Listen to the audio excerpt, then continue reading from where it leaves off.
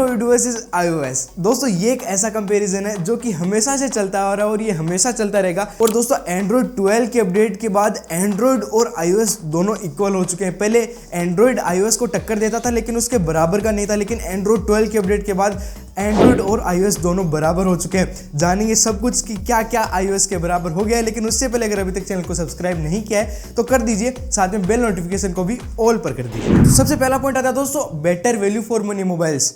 इसमें दोस्तों एंड्रॉइड हमेशा से ही जीता है, क्योंकि iOS यानी कि अगर आपको iOS का एक्सपीरियंस लेना, iOS चलाना है तो आपको एप्पल का डिवाइस खरीदना पड़ेगा, क्योंकि एप्पल में ही केवल आता है iOS। और एप्पल का साल में एक या फिर 2 मोबाइल लॉन्च होते हैं और वो भी फ्लैगशिप ग्रेड के होते हैं, यानी बहुत ही महंगे होते हैं, आम इंसान उनको नहीं खरीद सकता। लेकिन दोस्तों वहीं पर एंड्रॉइड में आपको हर एक प्राइस रेंज के अंदर मोबाइल्स मिल जाएंगे।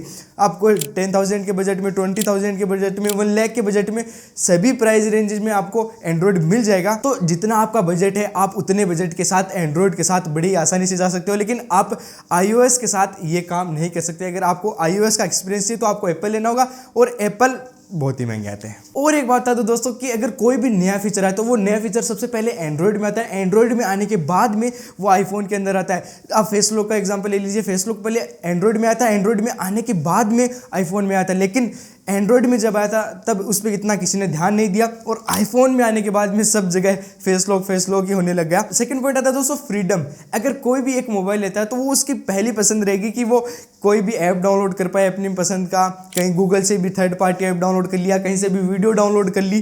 तो ऐसे में दोस्तों एंड्रॉइड आपको फुल फ्रीडम देता है कि आप गूगल से भी थर्ड पार्टी ऐप्स को डाउनलोड कर सकते हैं, प्ले स्टोर से भी ऐप्स को डाउनलोड कर सकते हैं, गूगल से कोई भी वीडियो डाउनलोड कर सकते हैं। लेकिन वहीं पर आईफोन के अंदर, iOS के अंदर आपको बिल्कुल भी फ्रीडम नहीं मिलता। अगर आपको कोई भी ऐप डाउनलोड करनी है तो वो आपको ऐप स्टोर से ही करनी पड़ेगी, और ऐप स्टोर में मैक्सिमम बहुत सारी ऐप्स पेड ऐप्स होती हैं, और आप गूगल से या फिर सफारी से कोई भी ऐप डाउनलोड नहीं कर पाओगे। अगर कोई ऐप डाउनलोड करनी है तो ऐप स्टोर से कीजिए, वरना मत कीजिए।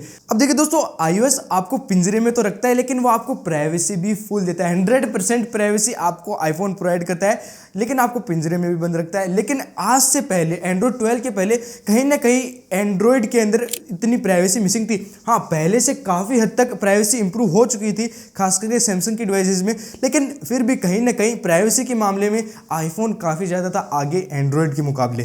धीरे धीरे जैसे जैसे टेक्नोलॉजी बढ़ रही है वैसे वैसे लोगों का ध्यान प्राइवेसी की तरफ भी जा रहा है, और सब प्राइवेसी को एक प्रायोरिटी रख रहे हैं। तो एंड्रॉइड 12 में आपको पूरी प्राइवेसी मिलती है। आपको सेटिंग में एक प्राइवेसी डैशबोर्ड भी मिलता है, जिसके अंदर आप देख सकते हैं कि आपकी कौन सी ऐप कौन सी परमिशंस ले रही है। और एक सबसे इंटरेस्टिंग फीचर दोस्तों, अगर कोई भी ऐप आपका कैमरा या फिर माइक्रोफोन एक्सेस करती है तो आपको ऊपर स्टेटस बार में छोटे छोटे डॉट्स दिखाई देंगे, जो आपको इंडिकेट कर देंगे कि कोई ऐप आपका कैमरा या फिर माइक्रोफोन यूज कर रही है, जो कि एक बहुत ही मेरे ख्याल से अच्छा प्राइवेसी का फीचर है। और भी आपको प्राइवेसी पर काफी ज्यादा ध्यान दिया गया है एंड्रॉइड 12 में। और दोस्तों ये चीज बहुत मुश्किल होती है कि आपको पूरी फ्रीडम भी दी जा रही है और आपको प्राइवेसी भी दी जा रही है। इन दोनों को कंबाइन करना बहुत ही मुश्किल होता है, और ये एंड्रॉइड ने करके दिखाया है। iOS में हालांकि प्राइवेसी बहुत अच्छी है, लेकिन उसमें आपको फ्रीडम नहीं है। एंड्रॉइड में आपको फ्रीडम भी है और एक हद तक प्राइवेसी भी आपको बढ़िया मिलती है। और दोस्तों मटेरियल यू एंड्रॉइड 12 के साथ एक नई यूआई आ रही है। हालांकि ये मटेरियल यू अगर आपको एक्सपीरियंस करनी है तो आपको गूगल पिक्सल के डिवाइसेस खरीदने पड़ेंगे, लेकिन फिर भी एंड्रॉइड का पूरा कस्टम लेआउट चेंज हुआ था एंड्रॉइड 5 में। एंड्रॉइड 5 में एक नया लेआउट आया था एंड्रॉइड का, और एंड्रॉइड 5 से एंड्रॉइड 11 तक कुछ छोटे मोटे चेंजेस हुए। इतने मेजर चेंजेस, डिज़ाइन में चेंजेस, फीचर्स में चेंजेस इतने बिल्कुल भी नहीं हुए। लेकिन एंड्रॉइड 12 में पूरा आपको रिफ्रेश डिज़ाइन मिलेगा, नए फंक्शंस मिलेंगे। आईफोन का दोस्तों एक ही बहुत ही बड़ा प्लस पॉइंट है कि वो एकदम स्मूथ चलता है, यानी कि उसमें आपको कोई भी क्रैशेस, कोई भी ऐप क्रैश नहीं देखने को मिलती यूजुअली। लेकिन उसमें कस्टमाइजेशन जीरो होती है, आप केवल वॉलपेपर के अलावा कुछ भी चेंजेस नहीं कर सकते। अब तो फिर भी 1-2 कस्टमाइजेशन आ गए, विजेट्स वगैरह। पहले तो आप केवल वॉलपेपर चेंज कर सकते थे, उसके अलावा कुछ भी चेंज नहीं कर सकते। लेकिन एंड्रॉइड में आपको पूरी फुल फ्रीडम मिलती है कस्टमाइजेशन में, आप एक छोटी से छोटी चीज़ कस्टमाइज कर सकते हैं। लेकिन एंड्रॉइड में एंड्रॉइड 12 से पहले इतनी स्मूथनेस नहीं थी। कहीं कहीं पर आपको फ्रेम ड्रॉप्स मिलते थे, कोई ऐप क्रैश भी हो जाती थी चलते चलते, तो इतनी स्मूथनेस नहीं थी। हालांकि थोड़ी बहुत थी, लेकिन इतनी स्मूथनेस नहीं थी। लेकिन एंड्रॉइड 12 के साथ आपको काफ़ी ज़्यादा स्मूथनेस मिलेगी। सब कुछ इकोसिस्टम में आ गया। अब आपको पता है कि एप्पल का इकोसिस्टम कितना अच्छा है। अगर आपके मोबाइल पर कॉल आता है तो आपकी वॉच में, अगर आप मैक यूज़ करें तो मैक में, इन सब में भी नोटिफिकेशन जाएगी कॉल की। वो बहुत ही अच्छा इकोसिस्टम था एप्पल का। अगर आप एक बार एप्पल के इकोसिस्टम में घुस गए तो उसके बाहर आना बहुत मुश्किल। लेकिन एंड्रॉइड का आज से पहले कोई भी इतना अच्छा इकोसिस्टम नहीं था। माइक्रोसॉफ्ट ने एक बार ट्राई किया था, लेकिन वो फेल हो गया था। लेकिन अब एंड्रॉयड के साथ कुछ नए इकोसिस्टम को भी लाने की बात चल रही है। आप अपने एंड्रॉयड मोबाइल के थ्रू अपनी कार को अनलॉक कर पाएंगे NFC टैग की मदद से। आप जैसे ही अपने मोबाइल को टच करेंगे कार के लॉक के पास, ऑटोमेटिकली अनलॉक हो जाएगी NFC की मदद से। और दोस्तों जो आपका एंड्रॉयड टीवी है, अगर आपके पास एंड्रॉयड टीवी है तो आप उस एंड्रॉयड टीवी को पूरा कंट्रोल कर पाएंगे अपनी एंड्रॉयड मोबाइल की मदद से। तो ये भी बहुत अच्छा फंक्शन है। और जो कई मोबाइल्स में रिमोट आता है उसको भी काफी ज्यादा अपग्रेड किया गया और धीरे धीरे नए इकोसिस्टम के फीचर्स निकल कर आ रहे हैं। तो इस बात से ये पता चल रहा है कि एंड्रॉयड पर भी काफी ज्यादा ध्यान दिया जा रहा है इकोसिस्टम के मामले में, और धीरे धीरे आपको काफी अपग्रेड्स मिलेंगे एंड्रॉयड के इकोसिस्टम में भी। और दोस्तों जो एंड्रॉयड की वॉच आती है वो भी धीरे धीरे आउटडेटेड हो रही थी। वो एंड्रॉयड की वॉचेस में कोई भी अपडेट नहीं आ रही थी, वो वहीं की वहीं थी।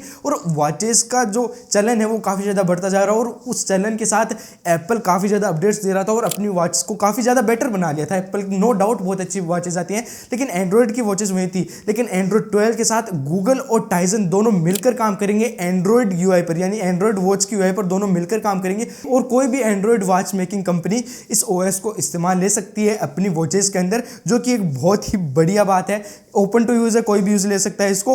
तो धीरे धीरे एंड्रॉयड की वॉचेस में भी काफी ज्यादा अपग्रेडेशन आने वाला है एंड्रॉयड 12 के साथ में। एंड्रॉयड 12 में दोस्तों एक और बहुत ही बढ़िया फीचर आ रहा है आपकी प्राइवेसी को लेकर। कहीं ना कहीं प्राइवेसी से रिलेटेड ही है।